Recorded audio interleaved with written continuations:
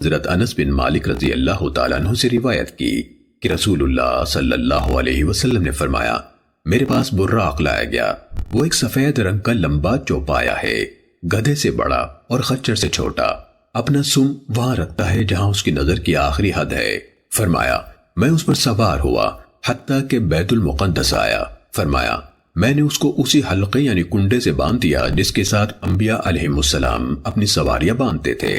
فرمایا پھر میں مسجد میں داخل ہوا اور اس میں 2 رکعتیں پڑھی، پھر وہاں سے نکلا تو جبرائیل علیہ السلام میرے پاس ایک برتن شراب کا اور ایک دودھ کا لے آئے۔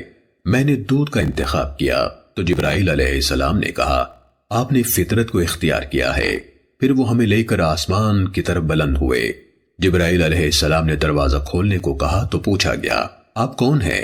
کہا جبرائیل ہوں۔ پوچھا گیا آپ کے ساتھ کون ہے؟ کہا محمد صلی اللہ علیہ وسلم ہے۔ کہا گیا اور کیا انہیں بلوایا گیا تھا؟ کہا بلوایا گیا تھا۔ اس پر ہمارے لیے دروازہ کھول دیا گیا تو میں اچانک آدم علیہ السلام کے سامنے تھا۔ انہوں نے مجھے مرحبا کہا اور میرے لیے خیر کی دعا کی۔ پھر وہ ہمیں اوپر دوسرے آسمان کی طرف لے گئے۔ جبریل علیہ السلام نے دروازہ کھلوایا تو پوچھا گیا آپ کون ہیں؟ کہا جبریل ہوں۔ کہا کیا آپ کے ساتھ کون ہے؟ کہا محمد صلی اللہ علیہ وسلم ہے۔ کہا گیا کیا انہیں بلوایا گیا تھا؟ کہا بلوایا گیا تھا۔ تو ہمارے لیے دروازہ کھول دیا گیا۔ اب میں 2 خالہ زاد بھائیوں عیسیٰ ابن مریم اور یحییٰ بن زکریا کے سامنے تھا۔ اللہ ان دونوں پر رحمت اور سلامتی بھیجے۔ دونوں نے مجھے مرحبا کہا اور دعائے خیر کی۔ پھر جبرائیل علیہ السلام ہمیں اوپر تیسرے آسمان تک لے گئے۔ جبرائیل نے دروازہ کھلوایا تو کہا گیا آپ کون ہے؟ کہا جبرائیل ہوں۔ کہا گیا آپ کے ساتھ کون ہے؟ کہا محمد صلی اللہ علیہ وسلم ہے۔ کہا گیا کیا ان کے پاس پیغام بھیجا گیا تھا؟ کہا ہاں بھیجا گیا تھا۔ اس پر ہمارے لیے دروازہ کھول دیا گیا تو میں نے یوسف علیہ السلام کو دیکھا۔ وہ ایسے تھے کہ انسانوں کا آدھا حسن انہیں عطا کیا گیا تھا۔ انہوں نے مجھے خوش آمدید کہا اور دعائے خیر کی۔ پھر ہمیں اوپر چوتھے آسمان کی طرف لے جایا گیا۔ جبرائیل علیہ السلام نے دروازہ کھولنے کے لیے کہا تو کہا گیا یہ کون ہے؟ کہا جبرائیل ہیں۔ کہا گیا اور آپ کے ساتھ کون ہے؟ کہا محمد صلی اللہ علیہ وسلم ہے۔ کہا گیا ان کے پاس پیغام بھیجا گیا تھا؟ کہا ہاں بھیجا گیا تھا۔ تو ہمارے لیے دروازہ کھول دیا گیا۔ تب میرے سامنے ادریس علیہ السلام تھے۔ انہوں نے مجھے مرحبا کہا اور میرے لیے دعائے خیر کی۔ اللہ تعالیٰ کا فرمان ہے، ہم نے اسے یعنی ادریس علیہ السلام کو بلند مقام تک رفعت عطا کی۔ پھر ہمیں اوپر 5ویں آسمان پر لے جایا گیا تو جبرائیل نے دروازہ کھلوایا۔ کہا گیا یہ کون ہے؟ کہا جبرائیل ہوں۔ کہا گیا اور آپ کے ساتھ کون ہے؟ کہا محمد صلی اللہ علیہ وسلم ہے۔ پوچھا گیا ان کے لیے پیغام بھیجا گیا تھا؟ کہا ہاں بھیجا گیا تھا۔ چنانچہ ہمارے لیے دروازہ کھول دیا گیا۔ تب میری ملاقات ہارون علیہ السلام سے ہوئی۔ انہوں نے مجھے خوش آمدید کہا اور میرے لیے خیر کی دعا کی۔ پھر ہمیں 6 آسمان پر لے جایا گیا۔ جبرائیل علیہ السلام نے دروازہ کھلوایا تو کہا گیا یہ کون ہے؟ کہا جبرائیل۔ کہا گیا آپ کے ساتھ کون ہے؟ کہا محمد صلی اللہ علیہ وسلم ہے۔ پوچھا گیا کیا انہیں پیغام بھیجا گیا تھا؟ کہا ہاں بھیجا گیا تھا۔ تو ہمارے لیے دروازہ کھول دیا گیا۔ تب میری ملاقات موسیٰ علیہ السلام سے ہوئی۔ انہوں نے مجھے خوش آمدید کہا اور دعائے خیر کی۔ پھر ہمیں اوپر 7ویں آسمان پر لے جایا گیا۔ پھر جبرائیل نے دروازہ کھلوایا۔ کہا گیا یہ کون ہے؟ کہا جبرائیل۔ کہا گیا آپ کے ساتھ کون ہے؟ کہا محمد صلی اللہ علیہ وسلم ہے۔ کہا گیا کیا ان کی طرف پیغام بھیجا گیا تھا؟ کہا ہاں بھیجا گیا تھا۔ اس پر ہمارے لیے دروازہ کھول دیا گیا تو میں حضرت ابراہیم علیہ السلام کے سامنے تھا۔ انہوں نے بیت معمور سے ٹیک لگائی ہوئی تھی۔ اس بیت معمور میں ہر روز 70,000 فرشتے عبادت کے لیے داخل ہوتے ہیں، پھر کبھی دوبارہ اس میں واپس آ کر داخل نہیں ہو سکتے۔ پھر جبرائیل مجھے سدرۃ المنتہا یعنی آخری سرحد پر واقع بیری کے درخت کے پاس لے گئے۔ اس کے پتے ہاتھیوں کے کانوں اور اس کے بیر مٹکوں کی طرح ہیں۔ جب اللہ کے حکم سے جس چیز نے اسے ڈھانپنا تھا ڈھانپ لیا تو وہ بدل گئی۔ اللہ تعالیٰ کی کوئی ایسی مخلوق نہیں جو اس کے حسن کا وصف بیان کر سکے۔ پھر اللہ تعالیٰ نے میری طرف وحی کی جو کی، اور مجھ پر ہر دن رات میں 50 نمازیں فرض کی گئیں۔ میں اتر کر موسیٰ علیہ السلام کے پاس آیا تو انہوں نے کہا آپ کے رب نے آپ کی امت پر کیا فرض کیا ہے؟ میں نے کہا 50 نمازیں۔ موسیٰ علیہ السلام نے کہا اپنے رب کے پاس واپس جائیں اور اس سے تخفیف کی درخواست کریں، کیونکہ آپ کی امت کے لوگوں کے پاس اس کی طاقت نہ ہوگی۔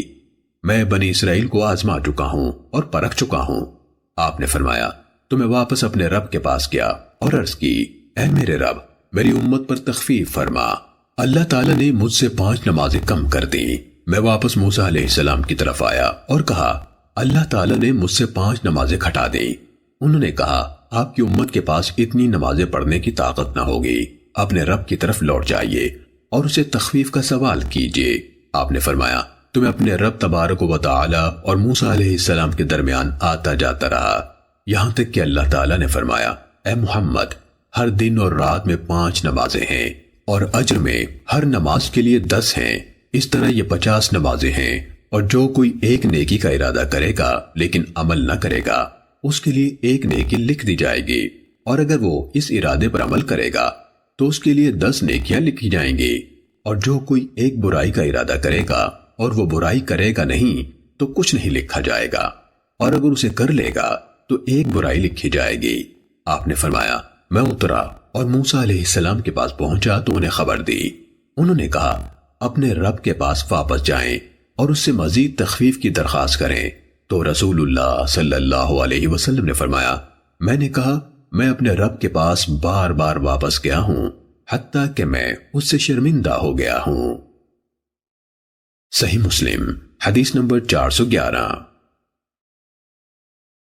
یونس نے ابن شہاب زہری سے خبر دی، انہوں نے کہا مجھے عروہ بن زبیر نے حدیث سنائی کہ حضرت عائشہ رضی اللہ تعالیٰ عنہ نے انہیں خبر دی، انہوں نے کہا رسول اللہ صلی اللہ علیہ وسلم کی طرف وحی کا آغاز سب سے پہلے نیند میں سچے خواب آنے سے ہوا۔ رسول اللہ صلی اللہ علیہ وسلم جو خواب بھی دیکھتے اس کی تعبیر صبح کے روشن ہونے کی طرح سامنے آ جاتی۔ پھر خلوت نشینی آپ کو محبوب ہو گئی، آپ غار حرا میں خلوت اختیار فرماتے اور گھر واپس جا کر دوبارہ اسی غرض کے لیے زاد راہ لانے سے پہلے مقررہ تعداد میں راتیں تحنس میں مصروف رہتے۔ تحنس عبادت گزاری کو کہتے ہیں۔ اس کے بعد آپ صلی اللہ علیہ وسلم پھر خدیجہ رضی اللہ عنہا کے پاس واپس آ کر اتنی ہی راتوں کے لیے زاد یعنی سامان خورونوش لے جاتے۔ یہ سلسلہ چلتا رہا یہاں تک کہ اچانک آپ صلی اللہ علیہ وسلم کے پاس حق کا پیغام آ گیا۔ اس وقت آپ غار حرا میں تھے، چنانچہ آپ کے پاس فرشتہ آیا اور کہا پڑھیے۔ آپ نے جواب دیا میں پڑھ سکنے والا نہیں ہوں۔ آپ نے فرمایا تو اس فرشتے نے مجھے پکڑ کر زور سے بھینچا یہاں تک کہ اس کا دباؤ میری برداشت کی آخری حد کو پہنچ گیا۔ پھر اس نے مجھے چھوڑ دیا اور کہا پڑھیے۔ میں نے کہا میں پڑھ سکنے والا نہیں ہوں۔ پھر اس نے مجھے پکڑا اور دوبارہ بھیجا یہاں تک کہ میری برداشت کی آخری حد آ گئی۔ پھر اس نے مجھے چھوڑ دیا اور کہا پڑھیے۔ میں نے کہا میں پڑھ سکنے والا نہیں ہوں۔ پھر اس نے تیسری دفعہ مجھے پکڑ کر پوری قوت سے بھینجا یہاں تک کہ میری برداشت کی آخری حد آ گئی۔ پھر مجھے چھوڑ دیا اور کہا اپنے رب کے نام سے پڑھیے جس نے پیدا کیا، اس نے انسان کو گوشت کے جونگ جیسے لوتھڑے سے پیدا کیا، پڑھیے۔ اور آپ کا رب سب سے بڑھ کر کریم ہے جس نے قلم کے ذریعے سے تعلیم دی اور انسان کو سکھایا جو وہ نہ جانتا تھا۔ رسول اللہ صلی اللہ علیہ وسلم ان آیات کے ساتھ واپس لوٹے۔ اس وقت آپ کے کندھوں اور گردن کے درمیان کے گوشت کے حصے لرز رہے تھے، یہاں تک کہ آپ خدیجہ رضی اللہ تعالیٰ عنہ کے پاس پہنچی اور فرمایا مجھے کپڑا اڑاؤ، مجھے کپڑا اڑاؤ۔ انہوں نے یعنی گھر والوں نے کپڑا اڑا دیا یہاں تک کہ آپ کا خوف زائل ہو گیا۔ تو آپ صلی اللہ علیہ وسلم نے حضرت خدیجہ سے کہا خدیجہ یہ مجھے کیا ہوا ہے؟ خدیجہ نے جواب دیا ہرگز نہیں، بلکہ آپ کو خوشخبری ہو، اللہ کی قسم اللہ تعالیٰ آپ کو ہرگز رسوا نہ کرے گا۔